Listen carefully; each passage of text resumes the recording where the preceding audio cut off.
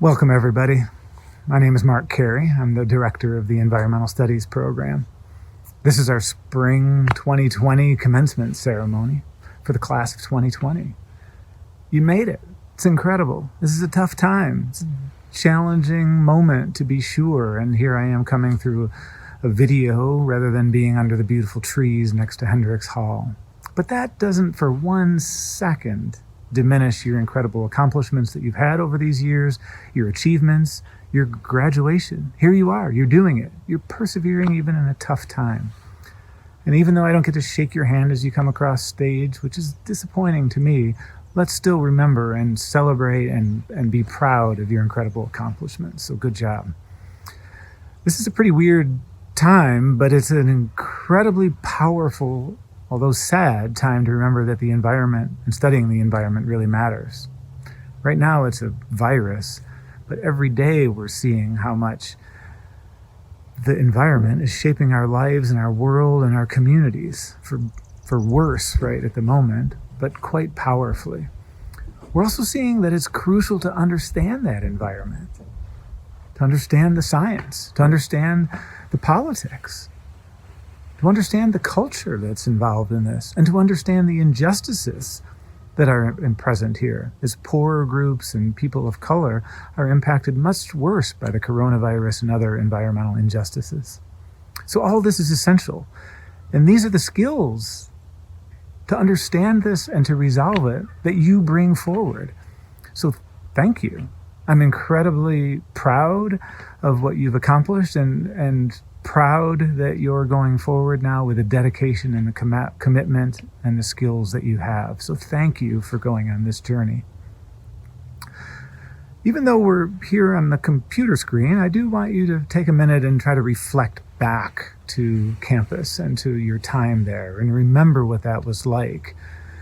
It's not all about this crazy spring term where we were taking classes on our computers, maybe sitting on our bed or something. Remember back to the community that you had there, the place, the people. This is what's really important, and this is what an environmental studies degree can help you take forward from here. As islands of individuality, we do terrible. As communities that work together, we do terrific.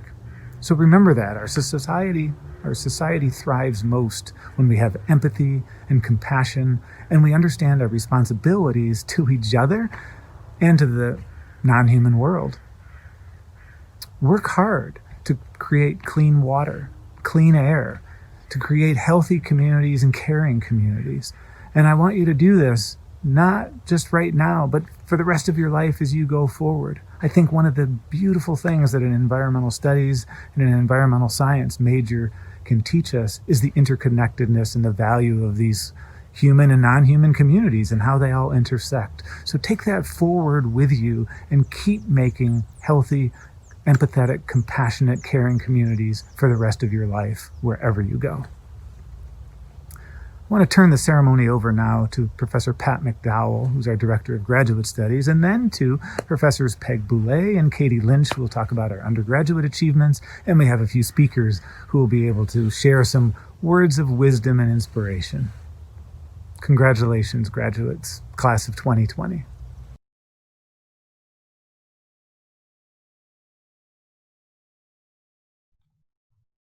As Graduate Director, I want to welcome you to our ceremony, and I want to speak about our graduate program that we're very proud of.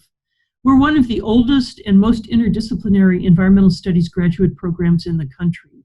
We offer the master's degree in environmental studies and the PhD in environmental sciences, studies, and policy.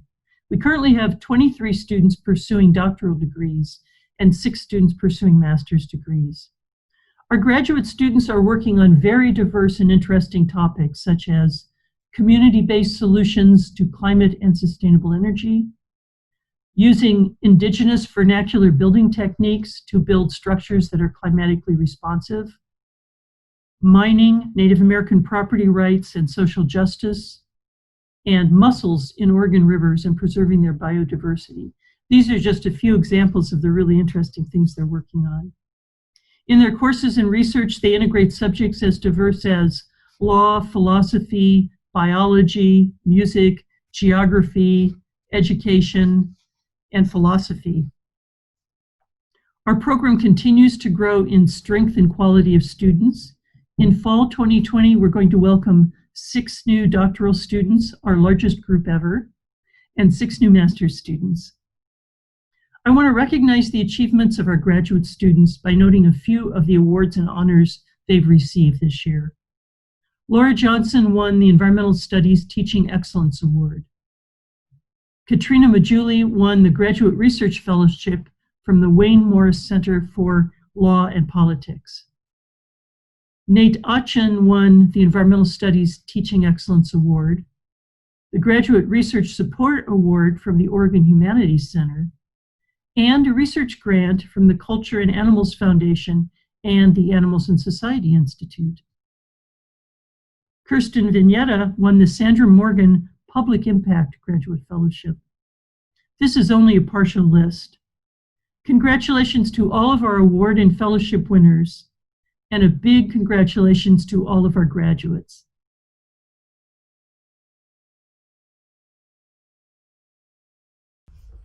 I'm pleased to introduce Dan Staub, who has earned the PhD in Environmental Sciences, Studies, and Policy. In his time at the UO, Dan has proven to be a talented scholar and a gifted teacher. His dissertation, Resilience, Recovery, and Reality, Hurricanes, Housing, and the Human Cost of Disaster, is based on extensive fieldwork and thoughtful in-depth research. It makes an important contribution to our understanding of how environmental injustices are created. I expect that Dan will have an outstanding career given his great talents, and I look forward to seeing his work in the future. Congratulations, Dan, on your outstanding achievements.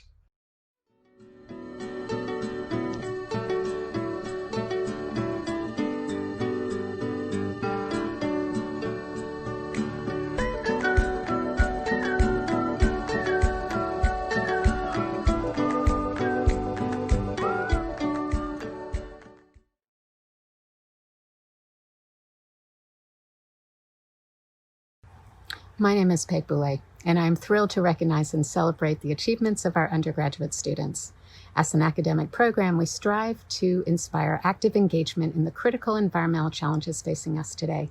We ask graduating students to share some of their favorite academic memories and photographs, which we would like to share with you now.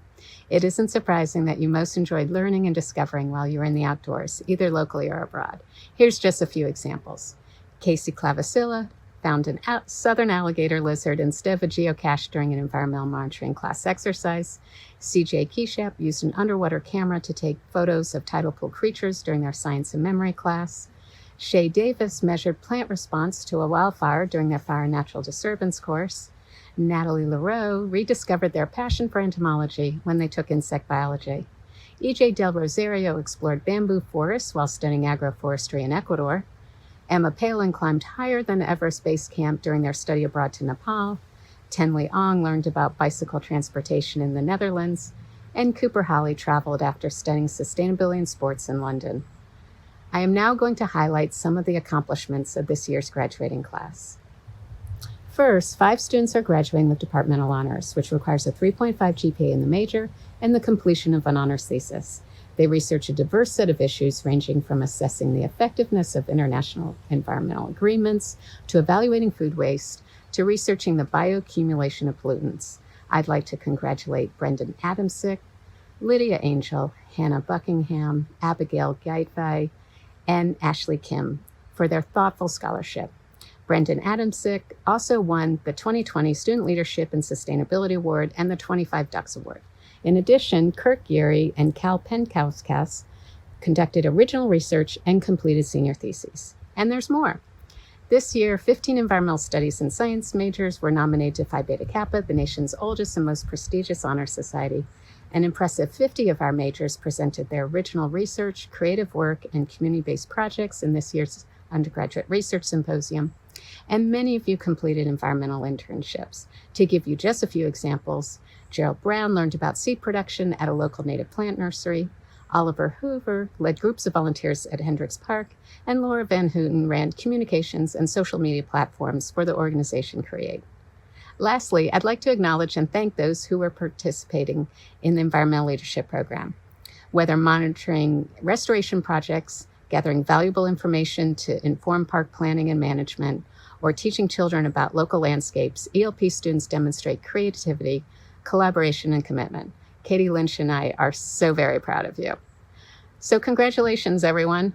You've accomplished so much, but have yet much to do. Follow your passions, go adventure in the wildlands, serve your communities, and create a just, equitable world.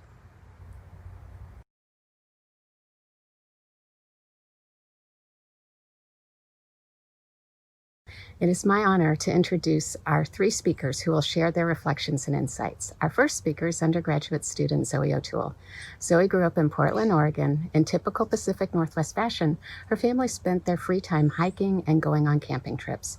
Starting from a young age, she wondered about the names of wildflowers, examined animal tracks, and asked questions about why nature behaved in a certain way.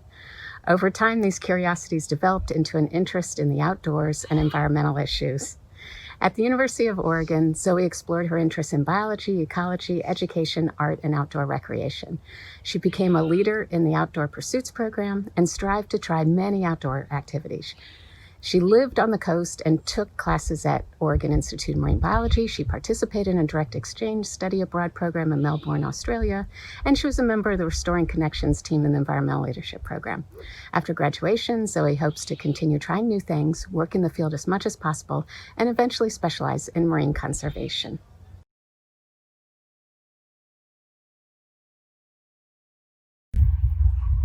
When I started writing this speech, I was planning on opening with a joke.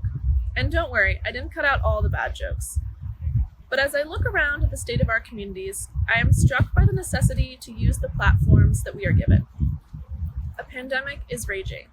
White supremacy is raging. It is important to support and contribute, to learn and to show up for our communities. And especially as graduates, we have to do more. I've had a few people ask me how I feel about graduating college during a Depression-era recession. And as an environmental studies major, I feel strangely hopeful. After all, we were all planning on working at some unpaid internship for the first few years out of college anyway, so unemployment isn't all that different. One day in high school, I was in a particularly bad mood. The classic case of teenage funk. Headphones in, Eminem at full volume, and limiting my social interaction with my family. My parents chose to ignore my sour attitude and dragged me out of the house to go on a walk in Forest Park. Within 15 minutes of getting out of the car, the headphones were off, and I had blossomed into my true form. I was bouncing happily down the hiking path and pointing out all the native plants that I recognized, reciting fun facts to humor my parents. This is just one example of something that we, as students of the environment, and as humans who like the outside, understand. The natural world is powerful enough to change even the most stubborn teenage moods. And now, as adults, it's powerful enough to help us break out of our quarantine-induced anxieties. As freshmen, none of us imagined our graduation to be on Zoom.com with a virtual diploma. I, for one, was expecting the inevitable climate apocalypse would be caused by rising sea levels, or the big one. Yet here we are, living through the movie Contagion, one of the few differences being that we haven't heard much from Kate Winslet or Matt Damon yet.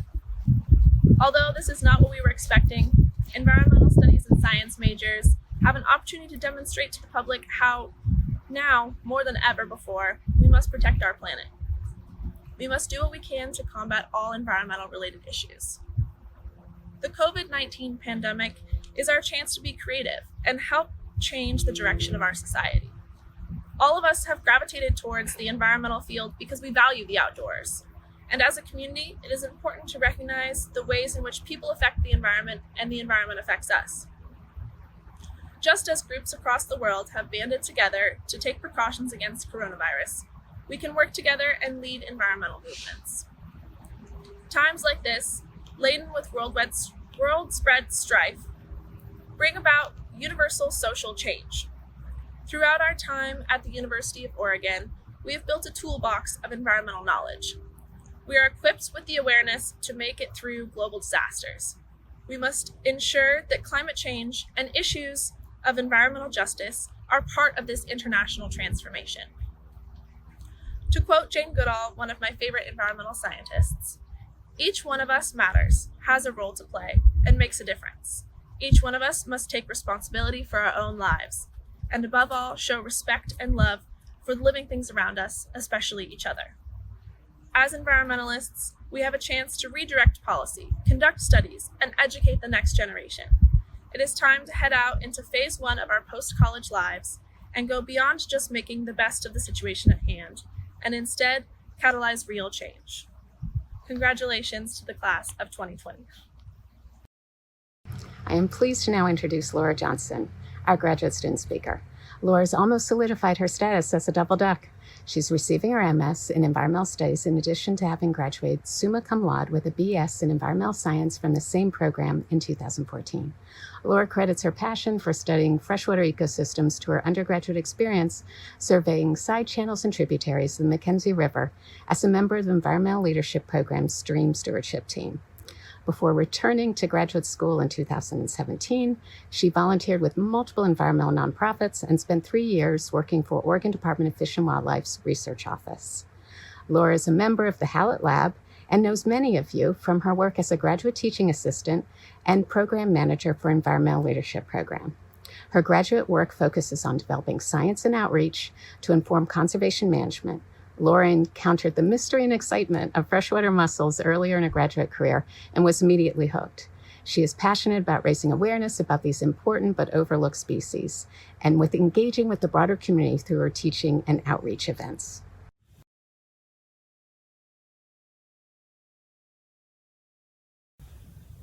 Each of the graduates being honored today has achieved something significant. The degrees being conferred have been earned with hard work that's sustained over a period of years. Some of those days felt like a walk in the park on a sunny day, and others felt like running up a hill in the pounding rain. Others were like typical Eugene spring days, sunny and beautiful, so you leave your house without a coat, and then you get hailed on, and then a rainbow appears. We knew from the outset that obtaining these degrees would require showing up to class and taking tests. And that is what our degrees will signify, is the cumulative hours we've spent engaged in increasingly difficult coursework. But what these degrees can never show is the personal trials and complications that we have all endured while also showing up for college. While obtaining my degree, I welcomed my first child into this world, and I coped with a tragic house fire. This is my own story, but each of us has had our own experiences that are just as significant and valid, and none of us are the same people who started this journey some number of years ago. I'm endlessly grateful to have been able to walk my personal and academic path within the environmental studies community. The faculty, staff, and students collectively form a home here that is welcoming and strong. And in times of academic or personal chaos, when the path forward feels unclear or just too hard to walk, the community we built was there to offer support and guidance. I think it's amazing that our program puts as much emphasis on student well-being as it does on academic success. We are a community who truly shows up for each other. And upon further reflection, it's clear to me that this culture is actually a part of our pedagogy. We are all united by our desire to make this world a better place because we care. I am constantly amazed by all of the different threads of inquiry that are possible within environmental studies. And I think this is because nature does not and cannot exist in isolation. Nature is connected to every other thing by 1,000 million trillion threads of silk and flame. And so too do each of our unique interests radiate outward and intertwine. We all found ourselves in environmental studies because we knew that studying complex topics required spanning the divide of traditional academic disciplines. So here I am in my room giving a commencement speech. There's nobody here. My computer is propped up on boxes. This is a crazy time to be graduating from college with a pandemic simmering around us and chaos in our typically ordered world. But I think that this is also a time for hope because ourselves, our community, and the world within a really short amount of time have made drastic changes for the betterment of humanity. And I think that that's a really amazing thing that shows us what we're capable of. And moving forward, we each need to push for what we believe in is right and remember that we are stronger than we think. For our keynote reflections, I'm happy to introduce Dr. Sarah Jaquette Ray. Dr. Ray is an alumnus of our Environmental Studies program.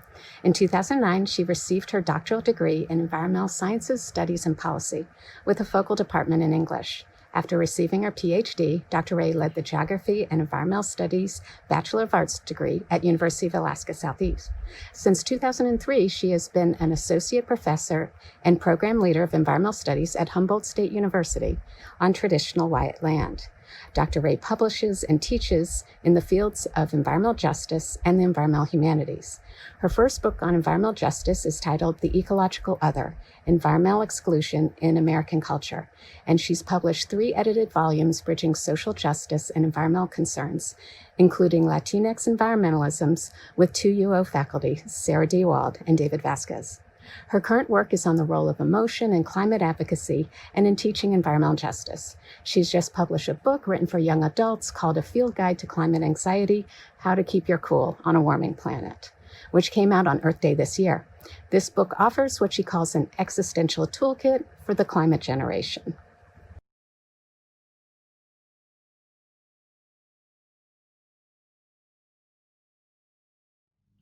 Hello. I am honored to be asked to talk to the graduating class of the program I did my PhD in, the Environmental Studies program at the University of Oregon, on unceded Kalapuya land. Today, I would like to mark your rite of passage with words that speak to the uniqueness of your historical moment and to your class. Even before COVID squashed the quality of your courses and your hopes for a future after college and graduate school, your generation had some significant challenges. Statistically, you're going to be saddled with more student loan debt than any generation before. Your life expectancy and economic security will be worse than your parents, and you're the loneliest, most suicidal, and most anxious generation. On top of these problems is the current cocktail of crises: COVID, climate disruption, ongoing settler colonialism, mounting authoritarian assaults on democracy, and police brutality. If you thought you had it bad before, it now feels totally insurmountable. The world as we know it seems to be fading, and we don't know what the next one will look like. Make no mistake about it, this is a kind of apocalypse. It is a collective trauma. I don't say all this to depress you. I say it to let you know that I see you, and that it would be crazy not to feel overwhelmed and anxious in this context. Yet these grim facts are only one part of your story. Despite being the least likely to vote, your generation is the most ethnically diverse that America has ever seen. And it's also the largest, which bodes really well for your collective power.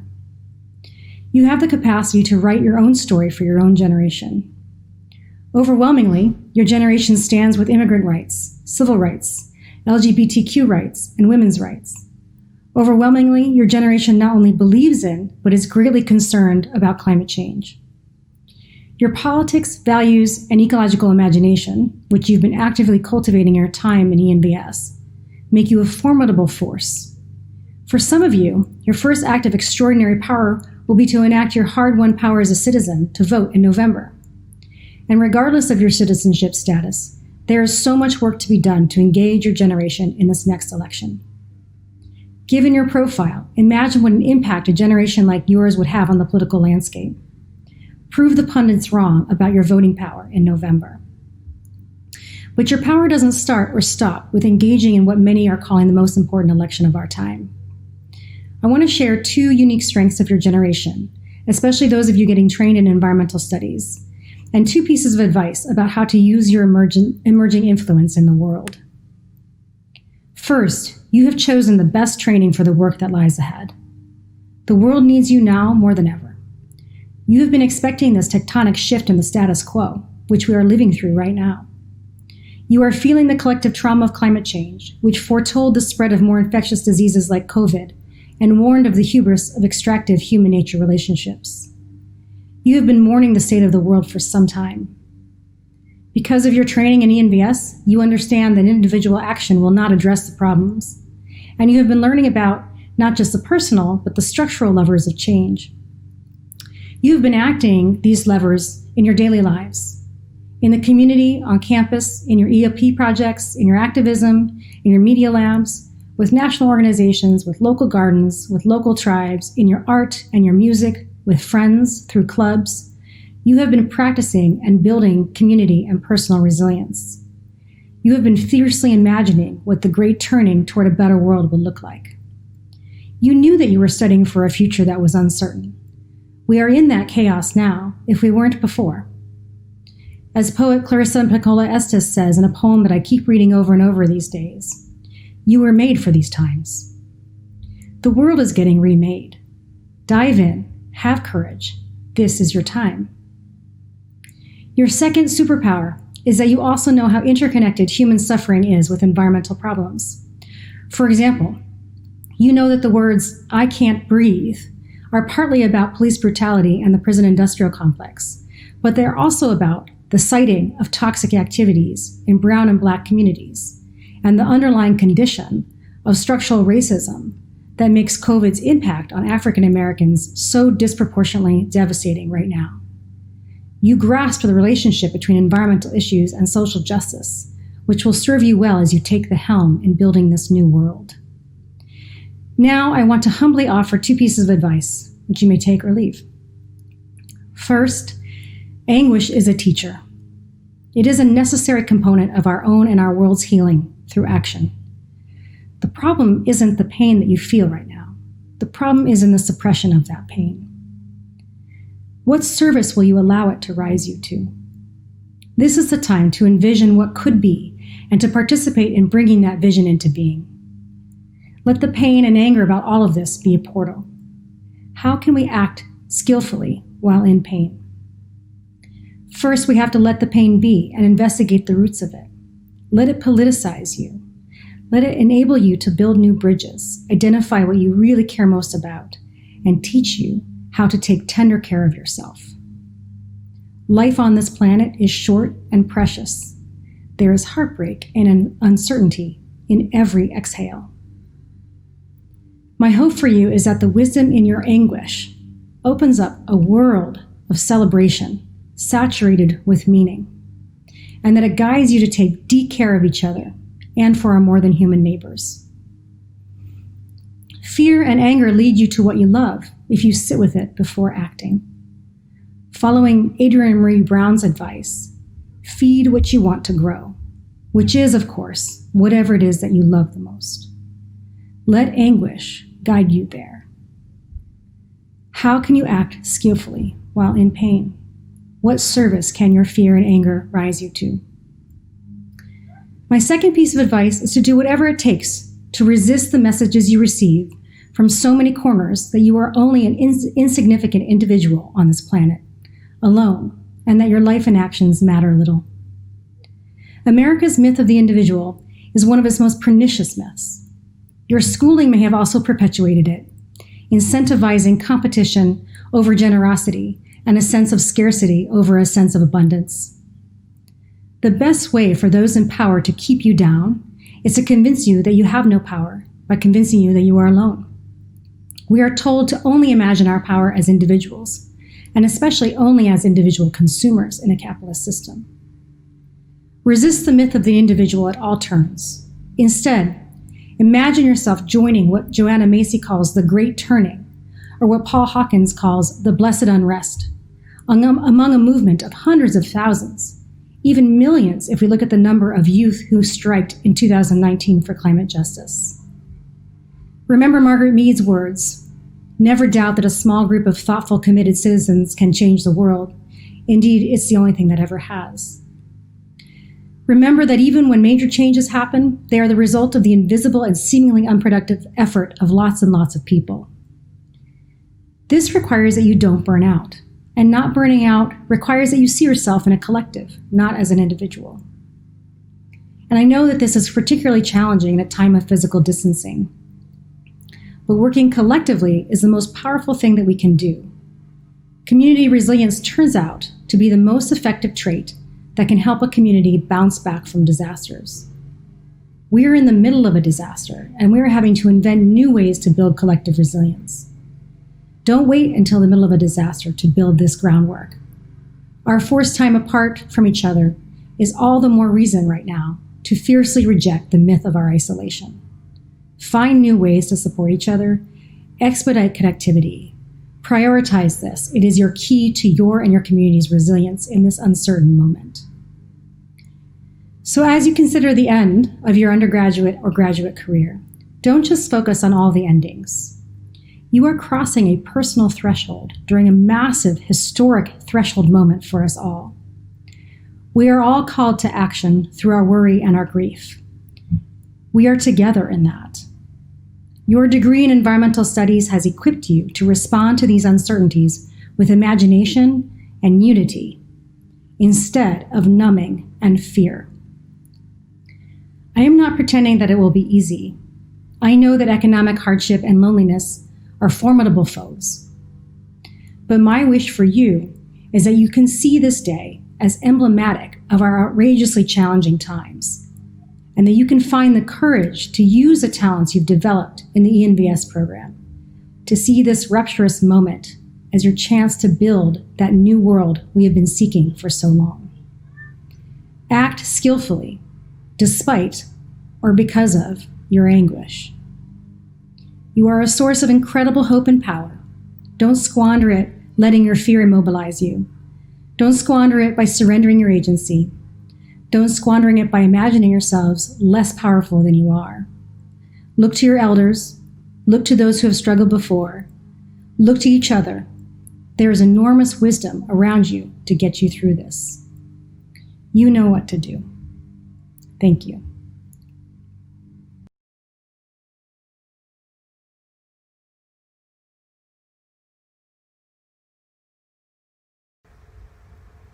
So to wrap up, you have spent 4 years here grappling with complex and difficult issues related to climate change, species extinction, environmental racism, pollution, deforestation, and more. We want to challenge you as you leave UO.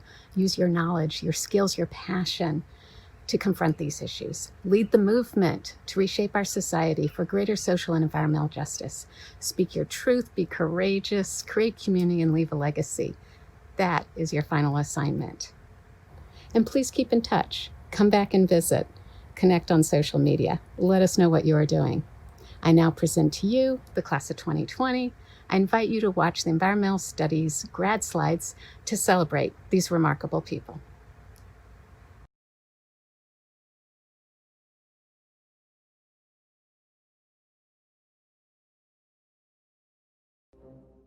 Jamila Beg, Alejandro Brambila, Sue Dockstader, Lisa Fink, Alexa Four,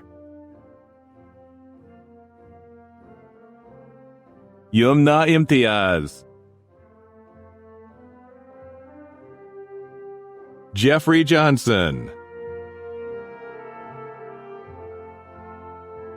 Katrina Maggiuli, Brianna Meyer, Holly Moulton, Nathaniel Ochen, Paul Reed, Skylar Reese, Dan Staub, Kirsten Vignetta, Jamie Wright, Oriana Chafe,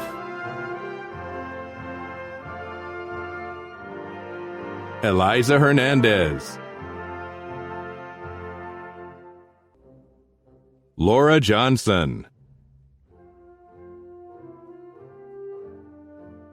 Michael Madden,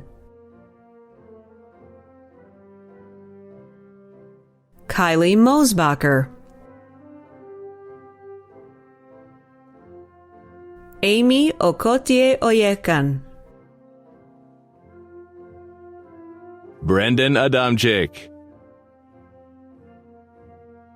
I want to make a difference in the world by applying what I learned here at the University of Oregon and in my environmental studies classes to create urgently needed, meaningful, and equitable environmental policy. Ege Akinci. Noor Al-Semayan. Grant Anderson. Julia Anderson. Lydia Angel. Ethan Bear. Heather Bone. Tyler Bromstadt. Mikey Brooks. Jarrell Brown. Hannah Buckingham. Casey Clevesia. Tara Clyett.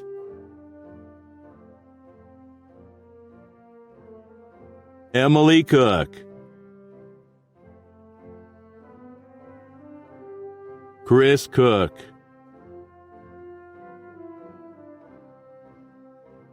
Kyle Crandall. Skylar Servac. And Getty Darling. Hannah Davis. Lenora Davis. Shay Davis. Heather Dawson. Katie Deering. EJ Del Rosario. Michaela Dempsey. Grace Diaz. Ryan Downey. Evelyn Easton Kohler. Erica Eden. Hannah Epley. Samantha Everett. Cameron Fagans. Betsy Finn. Michaela Fishback. Alexander Fitzgerald. Micah Forbus. Reese Fox. Audrey Frank. Lauren France. Kinsey Frey. Kurt Gary. Amanda Garrich. Stacy Gakaritz. Tyler Grimes. Scarlett Golden. Abby Gietby. Cassie Hamilton. Spencer Hazeltine.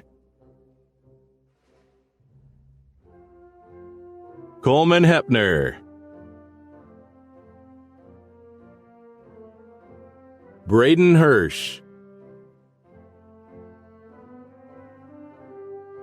Cooper Hawley, Oliver Hoover, Daniel Hunt, Kelsey Hunter, Jack Hussman, Trevor Ingemi, Bryce Islar, Jason John, Raina Johnson, Daisy Jones, Sydney Katz, Carolyn Keshup,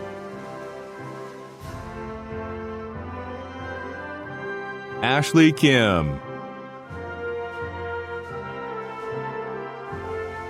Sophia Kim, Benjamin King, Paige Kioskos, Delaney Kleiner, Annabelle Klein-Zills, David Knox, Katie Kratka, Katie Kukul, Marissa Lane Massey, Natalie LaRoe, Alyssa Larimer, Aaron Lurch, Zoe Light,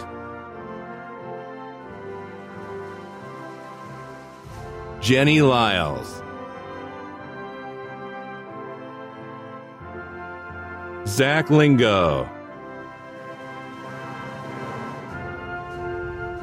Dan Liu, Zach Loftus,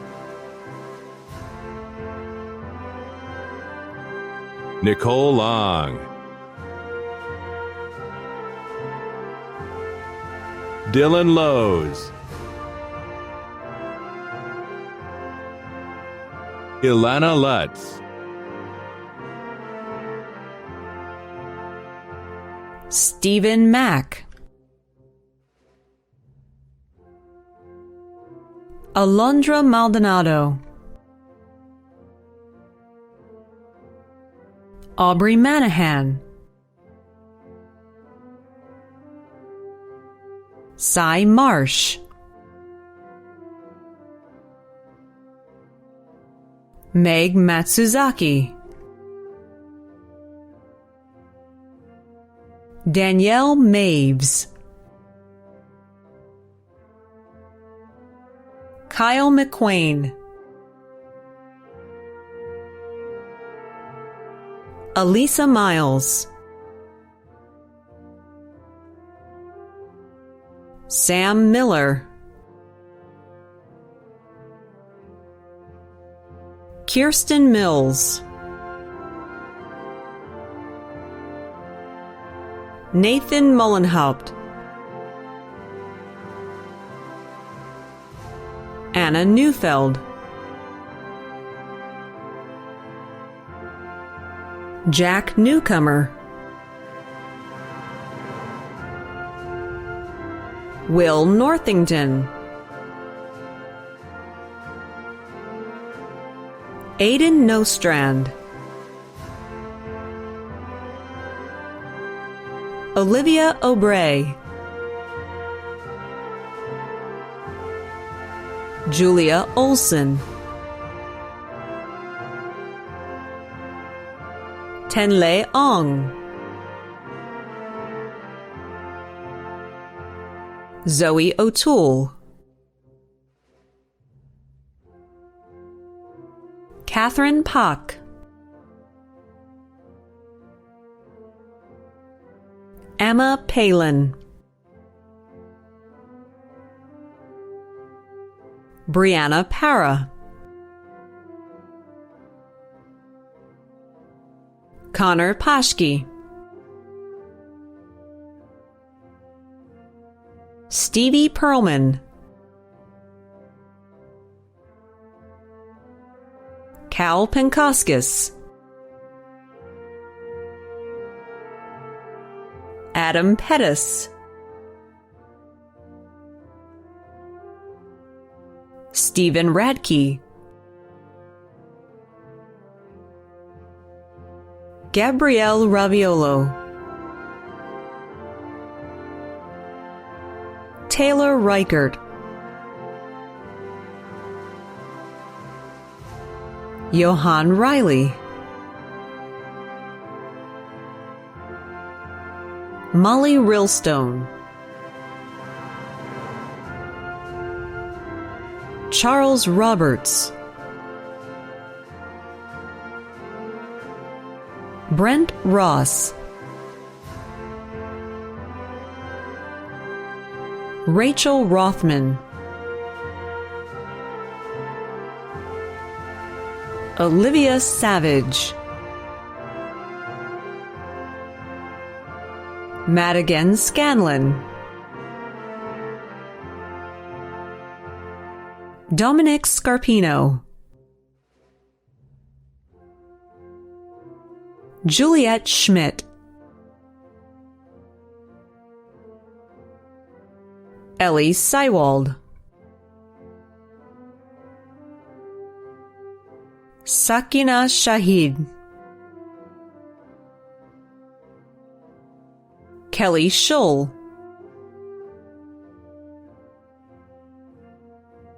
Nikos Skofos,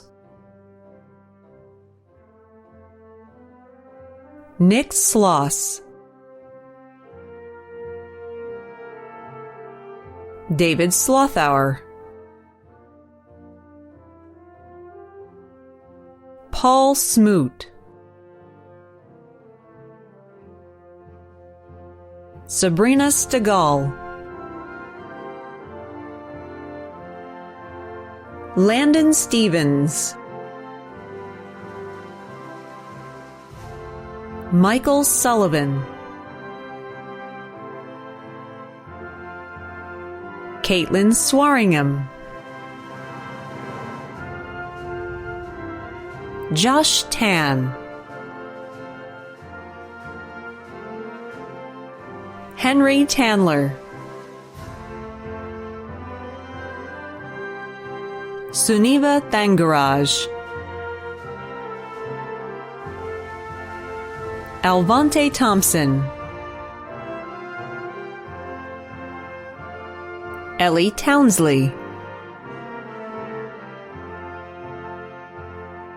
Jasmine Tribolette, Julia Troxel, Julia Uron, Laura Van Houten,